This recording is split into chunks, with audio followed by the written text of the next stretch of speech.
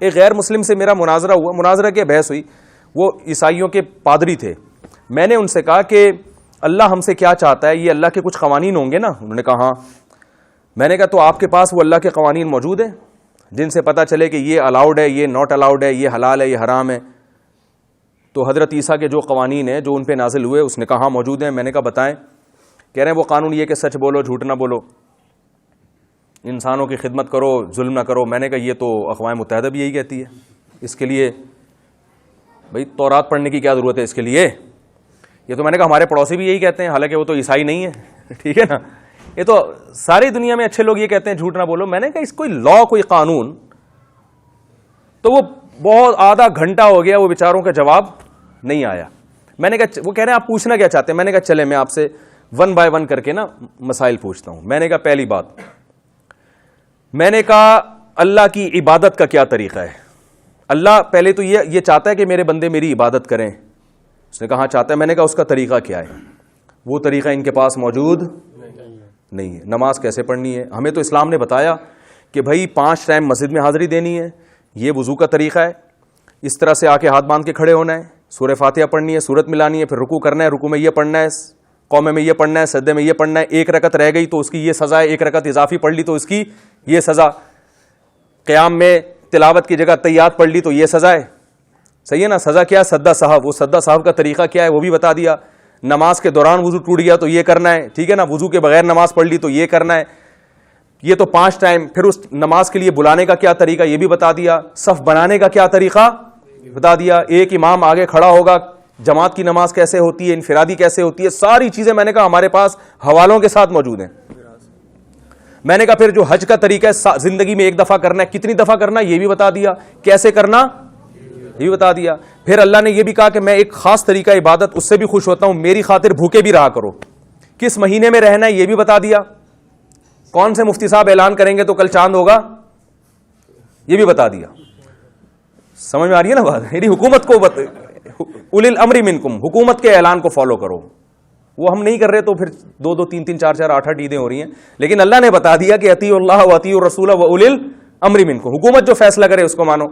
تو ہر چیز میں نے کہا ہمیں تو بھائی بتائی جا رہی ہے, ہمیں تو بتائی جا رہی ہے.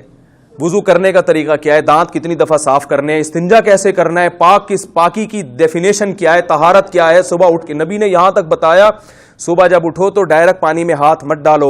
لا یغمسن یدہ فی الاناء حتی یغسلہ ثلاثا, فرمایا جب تم صبح اٹھو تو ڈائریکٹ پانی میں ہاتھ مت ڈالو. فإنہ لا یدری این باتت یدہ, تمہیں نہیں پتا تمہارے ہاتھ نے رات کہاں گزاری ہے, تو ناپاک بھی ہو سکتا ہے. تو پہلے 3 دفعہ دھو لو. یعنی پورا صبح سے لے کے رات تک ایک عمل بتایا ہے. میں نے کہا یہ تو صرف عبادت کا ایک نظام ہے جس پہ تقریر کے لیے 6 مہینے چاہیے کم از کم. پھر معاملات, خرید و فروخت کیسے کرنی ہے, اس میں اسلام نے بتایا قمار نہ ہو, جوا نہ ہو, سود نہ ہو, غرر نہ ہو. میں نے کہا ایک بات بتاؤ, اسلامک بینکنگ تو دنیا میں ہے, یہودی بینکنگ کیوں نہیں ہے, عیسائی بینکنگ کیوں نہیں ہے, ہندو بینکنگ کیوں نہیں ہے؟ اسلام نے بینکنگ کے مقابلے میں بھی ایک بینکنگ پیش کر دی, یہ اسلامی ہے, یہ غیر اسلامی. یہ ایک تجارت ہے, یہ دنیا کی تجارت, یہ اسلامی تجارت. تبھی مفتیوں میں تاجروں کے مفتی الگ ہوتے ہیں. جامعۃ رشید میں جو تجارت میں مفتی بنتے ہیں نا, ان کا سلیبس ہی بالکل الگ ہے, وہ بالکل الگ اسٹائل میں پڑھتے ہیں, وہ صرف تجارت کے مسائل بتاتے ہیں. یعنی اس میں جو مختلف شعبوں میں پی ایچ ڈی ہو رہا ہے, پی ایچ ڈی کروائی جا رہی ہے. پھر میں نے کہا نکاح طلاق کے مسائل. میں نے کہا اچھا مجھے ایک بات بتاؤ, میاں بیوی میں نہ بن رہی ہو تو علیحدگی کا طریقہ کیا ہے عیسائی مذہب کے مطابق؟ آپ لوگ تھک تو نہیں گئے؟ میں جلدی سے بات کو بس نا سمیٹ کے ختم کر رہا ہوں. میں نے کہا عیسائی مذہب میں میاں بیوی میں جب علیحدگی ہونی ہو تو اس کا کیا قانون کیا ہے؟ وہ پریشان, کچھ ملتا ہی نہیں. وہ آسٹریلیا کے عیسائی تھے نا, تو وہ آسٹریلیا کا لا پیش کرنے لگے, آپ عدالت میں جائیں. میں نے کہا یہ تو آسٹریلیا نے اسمبلی میں بل پاس کیا ہے بھائی, خدا کا قانون کیا ہے کہ میاں بیوی کا رشتہ جڑ تو گیا, ختم کیسے ہوگا؟ اسلام میں تو طلاق کا ایک پورا نظام ہے نا. قرآن نے بتایا طلاق مرتان فامساکم بمعروف او تسریح باحسان, طلاقیں 2 مرتبہ ہیں, اس کے بعد چاہو تو رکھ لو, چاہو تو چھوڑ دو. فإن طلقا, تیسری دے دی, فلا تحل له من بعد, تیسری کے بعد حلال نہیں ہے. پھر یہ تو اللہ نے حکم بیان کیا, پھر طلاق دینے کا طریقہ بیان کیا. طلقوهن لعدتهن, اکٹھی 3 مت دو, پہلے 1 دو, پھر اگلے مہینے دوسری 2, پھر تیسرے مہینے میں تیسری 2. یہ پورا پروسیس ہے. اور احادیث میں اس کی اور زیادہ تشریح ملتی ہے. یہ بھی بتا دیا کہ دینی بھی ہے کہ نہیں دینی, کب حلال ہے کب بری ہے یہ ساری چیزیں بتا دیں.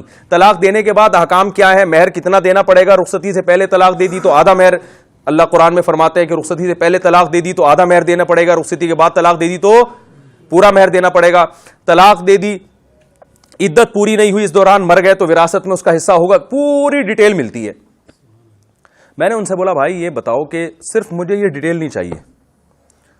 اب پوری بات تو مجھے یاد نہیں نا, میں تو کئی سال پہلے کی بات تھی تو میں اس کا خلاصہ بیان کر رہا ہوں اپنے الفاظ میں. میں نے کہا مجھے بتا دو کہ طریقہ کیا ہے. اس بیچارے کو طریقہ معلوم, وہ کہنے لگا کہ بھائی عیسائی مذہب میں طلاق ہے ہی نہیں, شادی تو ہے. تو وہ کہہ رہے ہے ہی نہیں. میں نے کہا اچھا ہے ہی نہیں. میں نے کہا کیوں؟ میں نے کہا وہ کیوں نہیں ہے؟ کہہ رہے ہیں اس لیے کہ اللہ چاہتا ہے میاں بیوی جڑ کے رہیں, ان میں کبھی بھی علیحدگی نہ ہو. میں نے کہا ماشاءاللہ اللہ چاہتا ہے, یقیناً چاہتا ہے کہ میاں بیوی محبت سے رہیں, علیحدگی نہ ہو, لیکن اللہ تو چاہتا ہے لیکن میاں بیوی نہیں چاہ رہے. مسئلہ یہ ہے کہ جو بعض دفعہ وہ نہیں چاہ رہے ہوتے بھائی, یا بعض دفعہ بیوی چاہ رہی ہوتی ہے میاں نہیں چاہ رہا ہوتا, میاں چاہ رہا ہوتا ہے بیوی نہیں چاہ رہی ہوتی. کہہ رہے نہیں عیسائیت میں طلاق نہیں ہے کیونکہ ان کو فورس کیا گیا اب محبت سے رہو. میں نے کہا ہم بھی فورس کرتے ہیں, سمجھاتے ہیں, اسلام میں بھی یہ ہے کہ بھائی طریقہ بتایا ہے, سلو کراؤ آپس میں, سلو کے بڑے فضائل ہیں. لیکن بعض دفعہ میں نے کہا چلو میں آپ سے ایک سوال پوچھتا ہوں کہ فرض کر لو اللہ نہ کرے آپ کی بیٹی کی شادی ہوئی اور وہ ہیروئنچی نکلا داماد. میں نے کہا اللہ چاہے گا کہ ہیروئنچی کے ساتھ یہ زندگی گزارے بھائی؟ یہ ظلم نہیں ہے اس لڑکی پر کہ اس کو کوئی علیحدگی کا کوئی طریقہ تو ہوگا نا؟ یا وہ بے تحاشا مارتا پیٹتا ہے, سگریٹ سے جلاتا ہے. کہہ رہے نہیں عیسائیت میں طلاق نہیں ہے کیونکہ پھر ہم جو ہے نا, کیونکہ وہ عورت اپنے اخلاق سے اس کو سدھار دے. وہ اپنے اخلاق سے کیا کرے گی؟ اپنے شوہر کو. تو میں نے کہا یار اگر آپ پہ اللہ نہ کرے یہ گزری ہو تو پھر اس کے بعد بھی آپ کا یہی تبصرہ ہوگا ہے؟ کیا ساری دنیا اخلاق سے سدھر جاتی ہے؟ اگر اخلاق میں اتنی جان ہوتی تو دنیا میں جتنے ممالک ہیں وہ پولیس ان کے پاس ہوتی, وہ ایک اخلاق سینٹر کھول لیتے. کیا خیال ہے بھائی کہ بھائی جو دنیا میں جرم ہوگا اخلاق سینٹر میں لے جاؤ, وہاں نیک نیک لوگ بیٹھے ہوئے ہیں جو ہر بات سے پہلے پلیز بھی لگاتے ہیں, آخر میں تھینک یو بھی لگاتے ہیں, بڑی تمیز سے بات کرتے ہیں, تحفے تحائف دے کے. میں نے کہا جو بڑے مجرم ہوتے ہیں نا وہ انہی کو لوٹ کے نکل جائیں گے وہ. تو پھر وہ نا کنفیوز ہو گیا.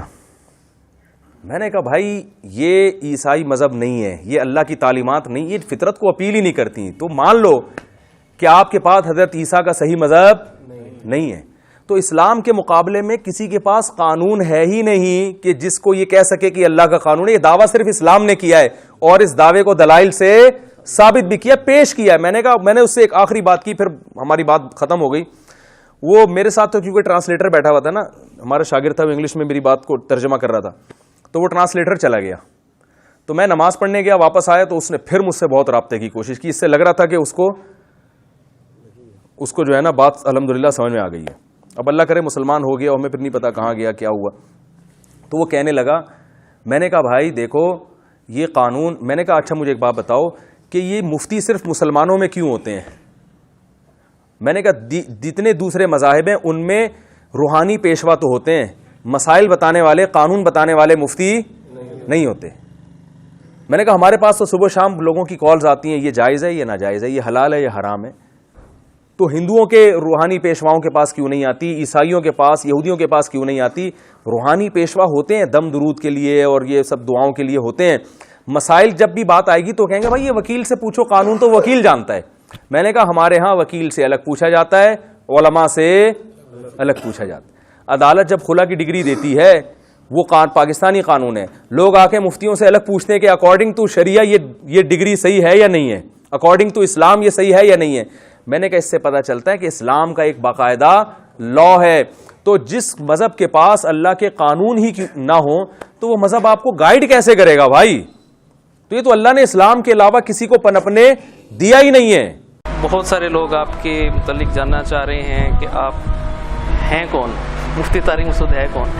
تو آپ ذرا اپنے فیملی بیک گراؤنڈ کے بارے میں ذرا پہلے بتا دیں کہ آپ کہاں سے تعلق رکھتے ہیں, دینی تعلیم جو حاصل کی تو یہ کیسے ہوئی, آپ کا جو دنیاوی تعلیم ہے اس میں آپ نے کیا کیا ہے اور پھر اس طرف کیسے آئے؟ ایک دم سے ایک دین کے علم، دین کی وجہ سے ہی ایک شہرت دی، یہ کیسے ہوا؟ یہ آپ کو جو زیادہ شادیوں کا شوق ہے اور آپ لوگوں کو بھی اس پر بہت ابھارتے ہیں، یہ کب سے پیدا ہوا اور یہ کیسے آپ کے اندر یہ بات آئی؟ ہر انسان کا کوئی آئیڈیل ہوتا ہے ابھی حالیہ زندگی میں، اکابرین میں، جن کو انسان فالو کرنے کی کوشش کرتا ہے یا جس کو اپنا مشعل راہ سمجھتا ہے. آپ کا ایسا آئیڈیل ہے؟ بہت بڑی ایک شخصیت ہیں، ابھی آپ نے ذکر کیا مولانا طارق جمیل صاحب کی، انہوں نے کچھ عرصہ پہلے آپ کو بلوایا اور آپ ان کے جامعۃ الحسنین میں آئے، گفتگو کی. تو مولانا جیسی شخصیت ہم نے نہیں سنا کہ کبھی مولانا طارق جمیل نے کسی کو بلا کے اپنے ساتھ بٹھا کے بات چیت کی ہو. یہ اعزاز آپ کو کیسے ملا؟ تبلیغ دین کی غرض سے اور بیانات کی غرض سے پاکستان سے باہر بھی آپ کے کسی جگہ سفر ہوئے؟